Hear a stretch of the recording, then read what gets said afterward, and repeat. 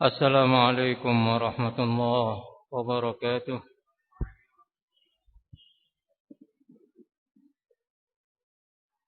الحمد لله رب العالمين،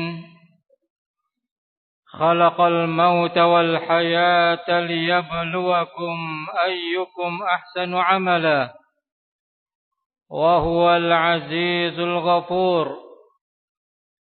وأشهد أن لا إله إلا الله وحده لا شريك له، له الملك وله الحمد يحيي ويميت، وهو على كل شيء قدير.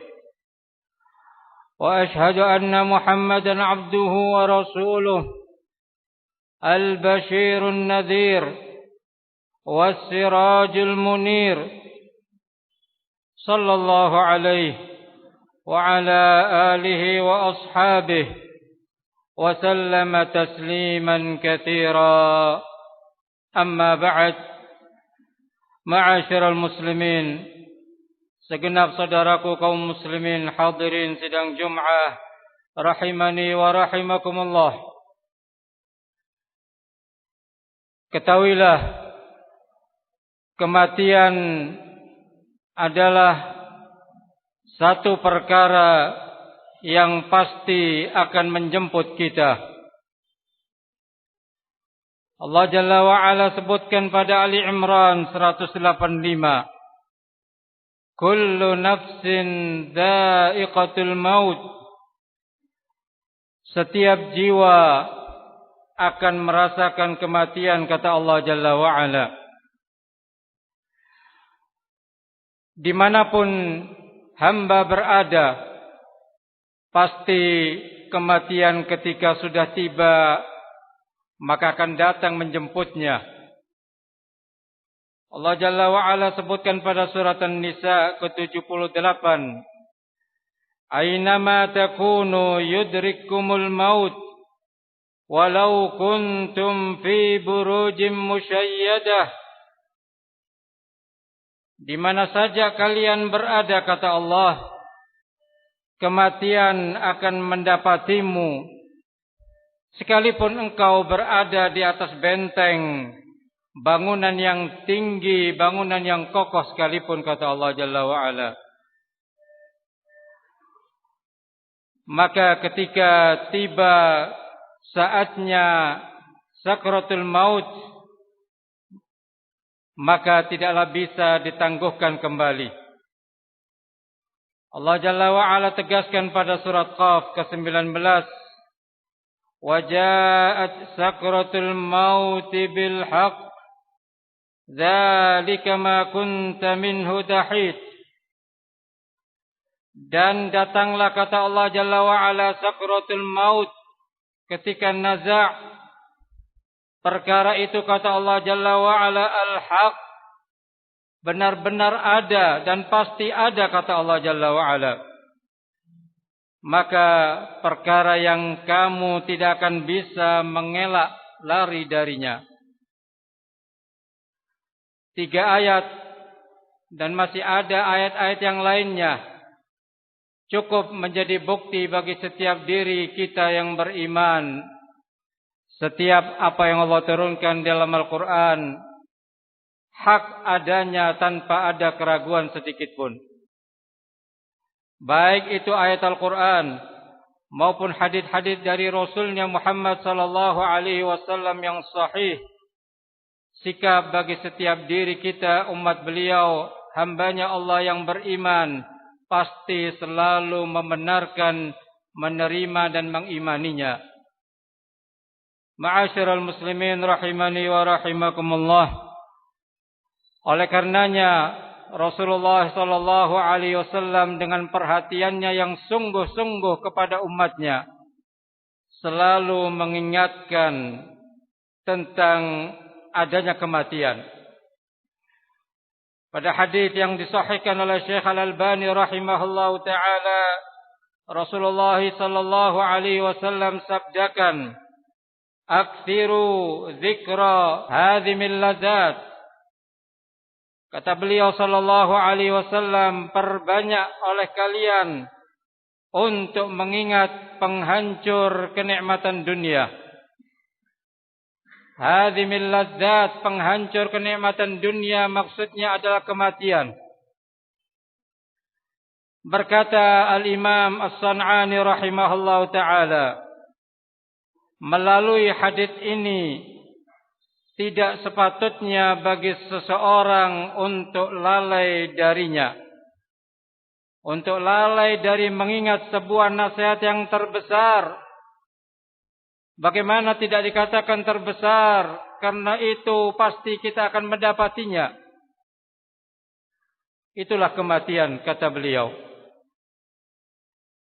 Maka tentu setiap ayat, setiap hadis yang telah diberitakan disampaikan kepada kita mengandung suatu maslahat, suatu hikmah.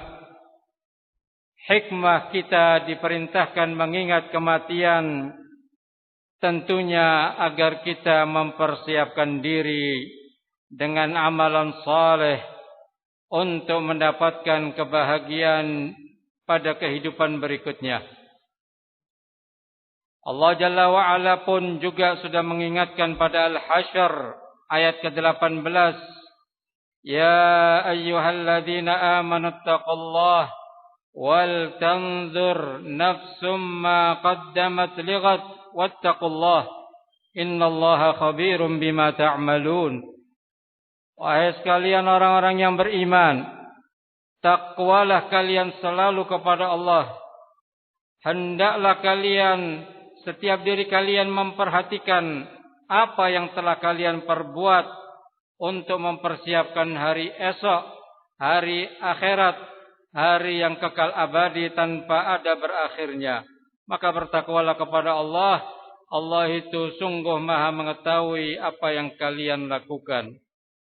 Ma'asyiral muslimin rahimani wa rahimakumullah. Ketika seseorang sudah menemui ajal kematiannya, tidak ada yang bisa dia bawa kecuali hanya satu amalannya. Hanya amalan yang bisa dia jadikan bekal untuk dia bawa di sisi Allah Jalla wa'ala. Hadits Anas bin Malik radhiyallahu ta'ala anhu, Rasulullah sallallahu alaihi wasallam menyatakan, yatba'ul mayyitu thalathah, 3 perkara yang akan mengantarkan si mayit, ahluhu wa maluhu wa amaluh, keluarganya, hartanya dan amalannya. Faraja asnan wa yabqa wahid, dan 2 perkara akan kembali dan 1 perkara yang akan tetap tinggal bersamanya. Raja'a ahluhu wa maluhu wa yabqa amaluh, maka yang akan tinggal tetap bersamanya adalah amalannya, kata beliau sallallahu alaihi wasallam. Maka oleh karena itu ketika Rasulullah sallallahu alaihi wasallam ditanya oleh salah seorang sahabat beliau, siapakah ya Rasulullah orang yang terbaik? Beliau sallallahu alaihi wasallam jawab, man tala umruhu wa hasuna amaluh, adalah orang yang panjang umurnya, tetapi bukan sekedar panjang umurnya, wa hasuna amaluh, dan baik amalannya. Maka berbahagialah seseorang yang telah diberikan kelebihan dari standarisasi umur umat Muhammad sallallahu alaihi wasallam dengan memanfaatkan dan memupuk dalam kesehariannya dengan ketaatan dan amal saleh kepada Allah Jalla wa Ala. Rasulullah sallallahu alaihi wasallam ajarkan kepada kita sebagai seorang muslim untuk kita menyadari, kata beliau, kun fid dunya ka'annaka gharib aw 'abir sabil. Sadari oleh kalian bahwa posisi kalian di dunia, kata beliau, jadilah engkau di dunia ka'annaka gharib, seperti layaknya orang asing, memiliki perbekalan yang terbatas, yang suatu saat akan kehabisan, dan dia asing di negeri orang, di wilayah lain, karena dia tidak tinggal di sana. Aw 'abir sabil, atau jadilah kalian di dunia ini seperti layaknya orang yang sedang lumpang lewat. Sebentar saja. Sebentar lagi kita akan menemui kampung yang selama-lamanya di akhirat nanti. Ibnu Umar radhiyallahu taala anhuma menasihatkan, "Idza amsayta fala tantadhir as-sabah, wa idza asbahta fala tantadhir al-masa, wa khudh min sihhatika limaradik, wa min hayatika limautik." Hadis sahih diriwayatkan oleh Imam Bukhari rahimahullah. Jika kalian berada di sore hari, maka janganlah kalian menunggu pagi, menunda-nunda untuk melakukan amal saleh. Jika kalian berada di pagi hari, maka janganlah kalian menunggu di waktu sore, nanti saja saya akan perbuat amalan baik tadi. Tidak, kata beliau radhiyallahu taala anhu. Manfaatkan kesehatanmu untuk masa sakitmu sebelum datangnya, dan manfaatkan masa hidupmu dengan amal saleh sebelum datang ajal tiba menemuimu. Ma'asyiral muslimin rahimani wa rahimakumullah. Kita telah diingatkan oleh Rasulullah sallallahu alaihi wasallam, "Idza matal insan inqata'a 'amaluh." Jika anak cucu Adam telah meninggal dunia, maka terputus amalannya. Sepotong dari awal kalimat hadits ini menunjukkan batas terputusnya amalan adalah dengan kematian. Seseorang tidak bisa beraktivitas lagi, berbuat lagi, menambah lagi ketaatan amal soleh. Sudah berakhir. Tidak ada lagi kesempatan kau untuk berbuat lagi. Ajal sudah ditetapkan oleh Allah Jalla wa'ala sebelum engkau lahir. Namun ma'asyiral muslimin rahimani wa rahimakumullah, berdasarkan kemurahan dan karunia Allah Jalla wa'ala, seseorang yang mati bisa menikmati manfaat dari sebagian amalan yang pernah dilakukannya. Dia juga bisa mendapatkan manfaat dari sebagian amalan orang-orang yang masih hidup, walaupun dirinya telah meninggal dunia. Semua ini karena perhatian Allah Jalla wa'ala, kasih sayang kepada hambanya. Walaupun ajal telah berakhir, namun di sana adanya amalan-amalan yang masih terus berlanjut.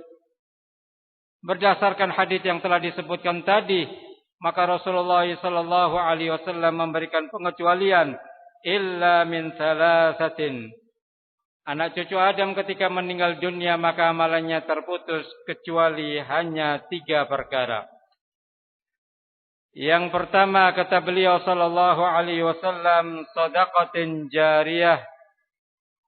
Sedekah jariyah yang dia lakukan semasa hidup dengan sekian banyak bentuknya.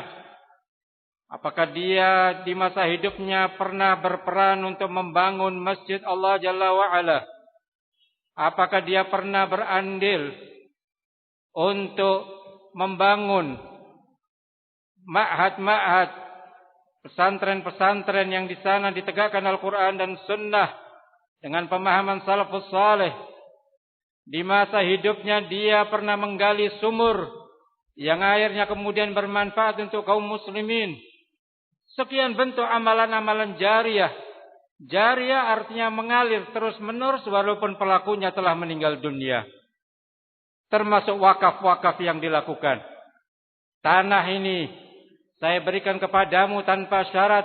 Tanah ini untuk kamu manfaatkan di jalan Allah Jalla wa'ala. Maka dengan diwakafkan maka berhenti sebagai haknya dan bermanfaat untuk kaum muslimin. Inilah amalan jariyah yang telah diberitakan oleh Rasul sallallahu alaihi wasallam.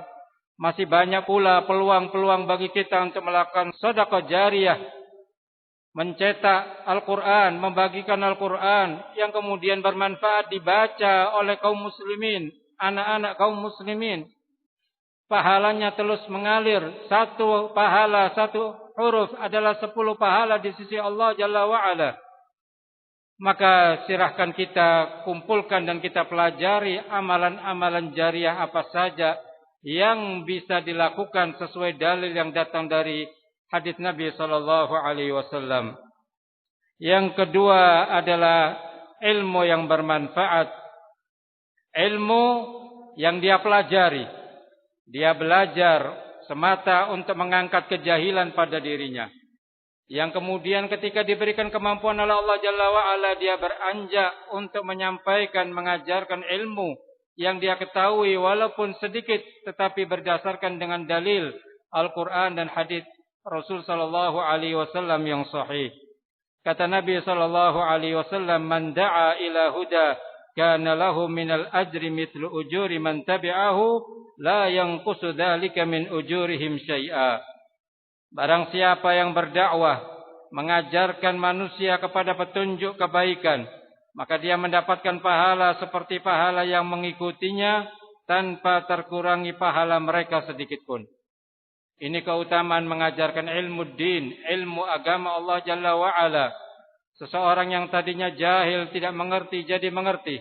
Seseorang yang tadinya bergelimang kepada kesyirikan dia tidak mengerti, kemudian diterangkan itu adalah salah. Kembalilah kepada tauhid, kemudian dia jadi orang yang bertauhid. Maka itu adalah fadilah, keutamaan yang besar. Seseorang yang tadi bergelimang kepada amalan-amalan yang tidak diajarkan oleh Rasulullah SAW, kemudian dia meninggalkannya, kembali kepada sesuai yang diajarkan oleh beliau, maka orang yang mengajarinya, menunjukinya mendapatkan keutamaan yang besar. Man dalla ala khairin falahu mithlu ajri fa'ilih. Barang siapa yang menuntunkan sunnah yang baik, maka dia akan mendapatkan pahala seperti orang yang telah melakukannya. Barakallahu li wa lakum fil Qur'anil azim. ونفعني وإياكم بما فيه من الآيات والذكر الحكيم. أقول قولي هذا وأستغفر الله لي ولكم ولسائر المسلمين من كل ذنب فاستغفروه إنه هو الغفور الرحيم.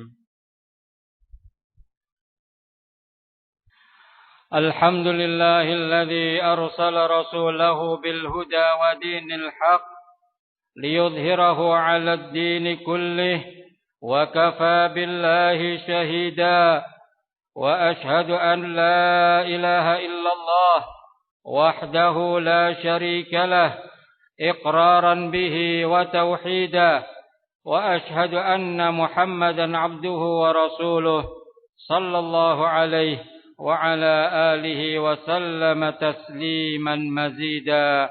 معاشر المسلمين رحمني ورحمكم الله. Termasuk amalan yang bermanfaat bagi orang yang telah meninggal dunia yang ketiga adalah sedekah yang dilakukan anak atas nama orang tuanya. Para ulama menjelaskan bahwa semua amalan baik seorang anak itu bermanfaat bagi orang tuanya. Orang akan mendapatkan pahala seperti yang diperoleh anaknya, karena anak adalah hasil usaha orang tuanya. Allah Jalla wa'ala sebutkan pada An-Najm ke-39, wa allaysa lil insani ma sa'ah, dan bahwasannya seorang manusia tidak memperoleh selain apa yang telah diusahakannya. Ayat ini bersifat umum, maka di sana adanya hadis-hadis yang sahih mengkhususkannya, mengecualikannya karena berdasarkan dalil dari Rasul sallallahu alaihi wasallam, tentunya dari Allah Subhanahu wa taala. Kata Nabi, "Inna atyaba ma akala ar-rajul min kasbih wa waladuhu min kasbih." Makanan terbaik bagi seseorang adalah dari hasil usahanya yang halal, dan anak adalah juga dari hasil keduanya. Maka perjuangan orang tua untuk mendidik anak dengan sebaik-baiknya, menjadi anak yang taat, menjadi anak yang saleh, maka itu merupakan modal besar sepeninggal kedua orang tuanya nanti. Terus mendoakan, terus melakukan amal soleh, dia taunya dulu dari didikan kedua orang tuanya. Maka pahala ini terus akan mengalir kepada orang tua yang betul-betul perhatian selama hidupnya kepada mereka. Yang keempat, hadirin kaum muslimin rahimani wa rahimakumullah, doanya orang-orang yang beriman. Maka ini akan sampai kepada orang-orang yang telah meninggal dunia. Salah satunya disyariatkannya salat jenazah, Bukankah kita baca setelah takbir yang ketiga, Allahumma ghfir lahu warhamhu wa'afihi wa'fu anhu. Mendoakan ampunan, mendoakan rahmat bagi si mayit yang telah meninggal dunia, didoakan oleh orang-orang yang hidup. Kemudian yang kelima, ma'asyiral muslimin rahimani wa rahimakumullah, pembayaran utang walaupun bukan dari ahli warisnya. Berkata Asy-Syaikh Al-Albani rahimahullah, adapun hutang, boleh seseorang membayarkan utang orang lain yang telah meninggal walaupun bukan dari kerabatnya sekalipun, dan dengan itu si mayit terbebas dari beban hutangnya di hadapan Allah Subhanahu wa taala. Maka pada kesimpulannya, ma'asyiral muslimin rahimani wa rahimakumullah, marilah kita terus mengacu diri kita semangat untuk melakukan amal saleh, terutama amalan yang pahalanya terus mengalir kepada kita setelah kematian kita.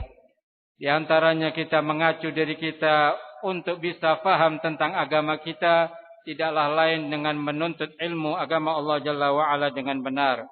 Kemudian kita amalkan, kemudian kita ajarkan.